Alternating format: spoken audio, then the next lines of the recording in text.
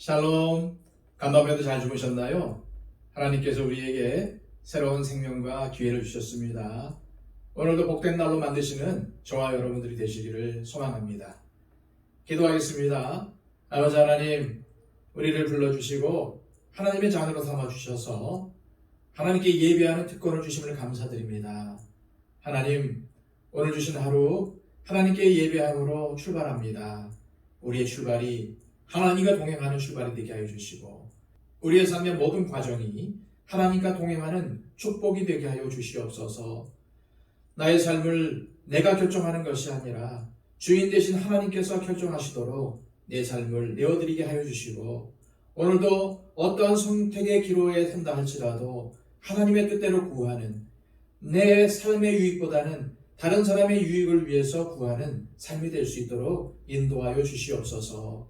하나님, 우리에게 필요한 지혜와 명철을 허락하여 주시고 또 하늘의 능력을 허락하여 주셔서 오늘도 나의 힘과 나의 지혜로 사는 것이 아니라 하나님의 지혜와 하나님의 능력으로 살아갈 수 있도록 인도하여 주옵소서. 나의 주인이 하나님이심을 알게 하여 주셔서 날마다 하나님을 드러내며 하나님의 영광을 나타내는 삶을 살아갈 수 있도록 나의 말과 행실을 주의하게 하여 주시옵소서. 오늘도 주님, 다른 사람들에게 선한 영향력을 끼치는 삶이 되게 하여 주시고 예수 그리스도의 사랑을 전하는 삶을 살아갈 수 있도록 인도하여 주시옵소서.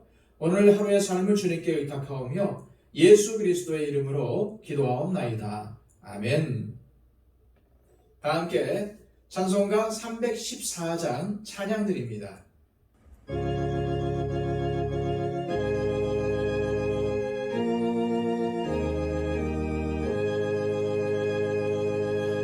내 구주 예수를 더욱 사랑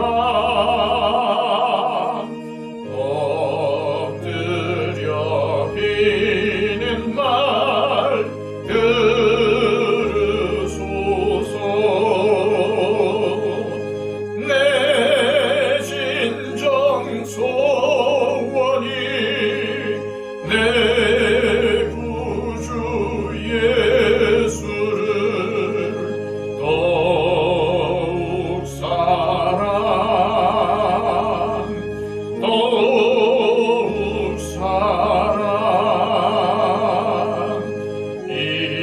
이전엔 세상 나 기뻤어도 지금 내 기쁨은 오직 예수. 다만 내 피는 말 내 구주 예수를 더욱 사랑 더욱 사랑. 이 세상 떠날 때 찬양하고 숨질 때 하는 말 이것일세. 다만 내 피는 말 내 구주 예수를 더욱 사랑 더욱 사랑.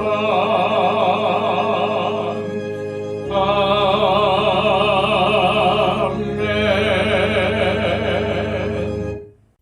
이 시간 우리에게 주시는 하나님의 말씀은 구약성경 사사기 9장 50절에서 10장 5절까지의 말씀입니다. 구약성경 379쪽입니다. 아비멜렉이 데베스에 가서 데베스에 맞서 진치고 그것을 점령하였더니 성읍 중에 견고한 망대가 있으므로 그 성읍 백성의 남녀가 모두 그리로 도망하여 들어가서 문을 잠그고 망대 꼭대기로 올라간지라. 아비멜렉이 망대 앞에 이르러 공격하며 망대의 문에 가까이 나아가서 그것을 불사리려 하더니 한 여인이 맷돌 윗짝을 아비멜렉의 머리 위에 내려던져 그의 두개골을 깨뜨리니 아비멜렉이 자기의 무기를 든 청년을 급히 불러 그에게 이르되 너는 칼을 빼어 나를 죽이라. 사람들이 나를 가리켜 이르기를 여자가 그를 죽였다 할까 하노라 하니 그 청년이 그를 찌르매 그가 죽은지라. 이스라엘 사람들이 아비멜렉이 죽은 것을 보고 각각 자기 처소로 떠나갔더라. 아비멜렉이 그의 형제 70명을 죽여 자기 아버지에게 행한 악행을 하나님이 이같이 갚으셨고 또 세겜 사람들의 모든 악행을 하나님이 그들의 머리에 갚으셨으니 여룻바알의 아들 요담의 저주가 그들에게 응하니라. 아비멜렉의 뒤를 이어서 이사갈 사람 도도의 손자 부하의 아들 돌라가 일어나서 이스라엘을 구원하니라. 그가 에브라임 산지 3일에 거주하면서 이스라엘의 사사가 된 지 23년 만에 죽음에 3일에 장사되었더라. 그 후에 길라 사람 야일이 일어나서 22년 동안 이스라엘의 사사가 되니라. 그에게 아들 30명이 있어 어린 낙이 30을 탔고 성읍 30을 가졌는데 그 성읍들은 길라 땅에 있고 오늘까지 하롯 야일이라 부르더라. 야일이 죽음에 가몬에 장사되었더라. 아멘. 세겜을 초토화시킨 아비멜렉은 칼을 거두지 않고 이어 데베스를 공격하기 시작합니다.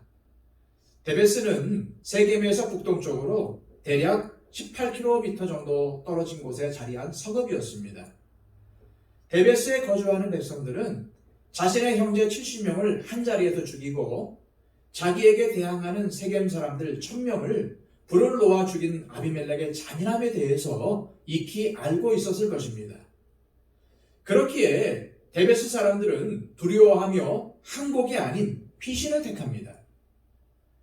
이는 살아남은 기드온의 막내 아들 요담이 세겜 사람들에게 아비멜렉은 가시나무여서 사람들에게 고통만을 안기는 존재라고 말한 것이 옳았습니다. 아비멜렉의 탐욕은 끝이 없었습니다. 아비멜렉은 자신의 탐욕을 채우기 위해 다른 사람의 생명을 하찮게 여길 뿐이었습니다. 하지만 자신의 욕망을 이루기 위해 다른 사람의 생명을 하찮게 여긴 아비멜렉의 최후는 비참했습니다. 그 이유는 하나님께서 그의 악행을 그냥 지켜보시지만은 않았기 때문입니다. 51절에서 53절까지의 말씀입니다. 성읍 중에 견고한 망대가 있으므로 그 성읍 백성의 남녀가 모두 그리로 도망하여 들어가서 문을 잠그고 망대 꼭대기로 올라간지라. 아비멜렉이 망대 앞에 이르러 공격하며 망대의 문에 가까이 나아가서 그것을 불사르려 하더니 한 여인이 맷돌 윗짝을 아비멜렉의 머리 위에 내려던져 그의 두개골을 깨뜨리니 데베스의 망대 앞에 이르기까지 아비멜렉은 승승장구했습니다. 어느 누구도 자신을 대적할 수 없다고 여기며 자만했습니다. 그러나 자기 형제들과 세겜 백성의 생명을 하찮게 여겼던 아비멜렉은 이름 모를 한 여인이 던진 맷돌에 의해서 값싼 죽음을 당하게 됩니다. 성경은 이렇게 어처구니 없이 죽음에 이르게 된 아비멜렉의 마지막 순간이 결코 우연이 아니며 그의 악행으로 인한 결과임을 나타내기 위해 그냥 여인이 아닌 한 여인이라고 표현을 합니다. 아비멜렉이 70명의 형제들을 한 바위 위에서 죽였다면 아비멜렉은 한 여인이 던진 맷돌에 의해서 치명상을 입었습니다. 아비멜렉은 세겜에 사는 사람들에게 여룻바알의 70명의 아들보다 한 사람이 통치하는 것이 좋으며 자신이 바로 그 한 사람이라는 것을 강조했습니다. 그리고 이제 그 한 사람이 한 여인으로 인해서 죽음을 마주합니다. 이처럼 하나님은 아비멜렉에게 심은 대로 거두게 하신 것입니다. 54절에서 55절입니다. 아비멜렉이 자기의 무기를 든 청년을 급히 불러 그에게 이르되 너는 칼을 빼어 나를 죽이라. 사람들이 나를 가리켜 이르기를 여자가 그를 죽였다 할까 하노라 하니 그 청년이 그를 찌르매 그가 죽은지라. 이스라엘 사람들이 아비멜렉이 죽은 것을 보고 각각 자기 처소로 떠나갔더라. 아비멜렉은 한 여인이 던진 맷돌에 머리를 맞아서 치명상을 입었지만은 그 자리에서 즉사한 것은 아니었습니다. 그러나 자신이 회복불능이라는 것을 스스로 잘 알고 있었습니다. 한 여인이 던진 맷돌에 즉사하지 않은 것은 하나님께서 아비멜렉에게 베푸신 마지막 기회 혹은 마지막 은혜였습니다. 그러나 그는 자신의 잘못을 회개하고 돌이킬 수 있는 마지막 기회마저 여인에 의해서 죽임을 당했다는 불명예를 남기고 싶지 않은 생각으로 허비해버렸습니다. 자신의 무기를 든 청년에게 자신을 죽여달라고 요청하고 결국 그 청년의 칼에 숨을 거두게 된 것입니다. 이렇게 아비멜렉은 하나님과 상관없이 이스라엘의 왕이 되려고 했지만 결국 실패하게 되고 비극으로 그 인생이 끝이 나버립니다. 하나님과 상관없이 스스로 왕이 되려는 인생은 결국 비참한 결과로 끝나게 된다는 것을 우리는 항상 기억해야 합니다. 그러므로 우리는 악인의 형통함을 부러워할 필요가 없습니다. 인간의 욕망으로 쌓아올린 모든 것은 허무할 정도로 쉽게 무너지고 말 것이기 때문입니다. 그리고 하나님은 우리에게 매일의 삶 속에서 돌이키고 회개할 기회, 은총을 허락해 주십니다. 그 순간순간마다 깨어 기도함으로 삶을 돌이켜 세상을 이기신 주님과 동행하는 우리 모두가 되시기를 소망합니다. 아비멜렉의 사건에 이어 사사기는 두 명의 사사인 돌라와 야일에 대해서 증거합니다. 1절과 2절 말씀입니다. 아비멜렉의 뒤를 이어서 이사갈 사람 도도의 손자 부하의 아들 돌라가 일어나서 이스라엘을 구원하니라. 그가 에브라임 산지 3일에 거주하면서 이스라엘의 사사가 된 지 23년 만에 죽음에 3일에 장사되었더라. 아비멜렉 사건 이후 이스라엘의 사사가 된 사람은 돌라였습니다. 그는 이사갈 지파의 사람이었으며 아버지는 부하, 할아버지는 도도였습니다. 하지만 성경에 부하와 도도에 대한 정보는 없습니다. 다만 사사들 중 계보가 3대까지 제시되는 것은 돌라가 유일하며 그것은 아마도 그가 사회적으로나 경제적으로나 좋은 집안 출신이었음을 암시합니다. 그는 이스라엘을 구원하였지만 어떠한 대적으로부터 이스라엘을 구원했는지는 설명하지 않고 있습니다. 그래서 일부 학자들은 아비멜렉이 만들어 놓은 혼란한 상황에서 이스라엘을 구원하는 역할을 이 사사 돌라가 했다고 이해하기도 합니다. 그런데 돌라 이전 사사들의 통치로 이스라엘이 40년 혹은 80년의 평화를 누린 것에 비해서 돌라의 통치 기간은 23년밖에는 되지 않습니다. 이는 이스라엘의 타락으로 평화의 기간이 점점 짧아지고 있다는 것을 암시합니다. 자, 3절에서 5절까지의 말씀입니다. 그 후에 길앗 사람 야일이 일어나서 22년 동안 이스라엘의 사사가 되니라. 그에게 아들 30명이 있어 어린 낙이 30을 탔고 성읍 30을 가졌는데 그 성읍들은 길앗 땅에 있고 오늘까지 하봇 야일이라 부르더라. 야일이 죽음에 가몬에 장사되었더라. 사사 돌라에 이어 길앗 사람 야일이 이스라엘의 사사가 되었습니다. 길앗은 요단강 동편 지역을 통칭해서 부르는 명칭이죠. 야일도 돌라와 비슷하게 22년 동안 이스라엘의 사사로 있었습니다. 그런데 이 사사 야일의 특이한 점은 두 가지입니다. 첫째, 대적에게서 이스라엘을 구원했다는 말이 없습니다.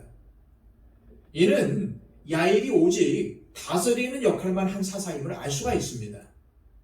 둘째, 그에게는 아들이 30명이 있었는데 그들은 어린 낙이 30마리를 타고 30개의 성읍을 다스렸다는 것입니다. 아들을 30명이나 둔 야일의 모습은 아들이 70명이었던 기드온을 떠올리게 합니다. 그리고 당시 나귀는 값비싼 이동수단으로서 그들이 권력 계층이었다는 사실을 알 수 있습니다. 또한 그들은 각각 성읍 하나씩을 가지고 성주로서 다스리면서 부귀와 권세를 누렸습니다. 이처럼 야일은 자신이 왕처럼 살 뿐만 아니라 자식들에게까지도 부와 지위를 물려주었습니다. 이는 왕이 다스리는 왕정 국가의 모습을 연상시키죠. 즉, 기드온 이후 왕과 같은 특징을 가진 사사의 모습을 점점 더 쉽게 찾아볼 수 있게 된 것입니다. 기드온 이후 사사들의 좋지 않은 모습들이 부각이 되며 이스라엘이 점점 더 부패하고 죄악의 길에 빠지게 되는 것을 볼 수 있습니다. 이는 사사기의 중심 주제인 그때의 이스라엘의 왕이 없으므로 사람이 각기 자기의 소견에 옳은 대로 행하였다라는 말씀처럼 하나님의 왕되심을 인정하지 않고 각기 자기의 소견대로 행하기 때문이었습니다. 우리는 이 사사기를 통해서 하나님을 떠난 인생의 결말은 비극으로 끝날 수밖에 없다는 것을 알아야 합니다. 세상에서 비록 크고 작은 환난을 당한다 할지라도 세상을 이기시고 부활하신 예수 그리스도와 동행하며 해피엔딩을 맞이하시기를 소망합니다. 이 시간 기도하실 때 하나님, 왕이신 주님만을 섬기며 살아가는 우리의 삶과 가정이 되게 하옵소서. 입술로만 하나님이 우리의 왕이시다라고 고백하는 것이 아닌 우리의 삶으로 하나님이 우리의 왕 되심을 나타나게 하옵소서. 악인의 형통함을 부러워하지 않고 세상에서 크고 작은 환난을 당할지라도 세상을 이기시고 부활하신 주님과 동행하는 오늘 하루 되게 하옵소서. 주님께서 우리에게 허락하신 이 하루, 나의 욕망을 채우기 위해 허투루 사용하는 것이 아니라 주님께 영광을 돌리는 기회가 되게 하옵소서. 이렇게 기도하시기를 바랍니다. 그리고 우리의 중보가 필요한 모든 분들을 위해서 이 시간 간절히 중보해 주시기를 바랍니다. 다 함께 기도하겠습니다.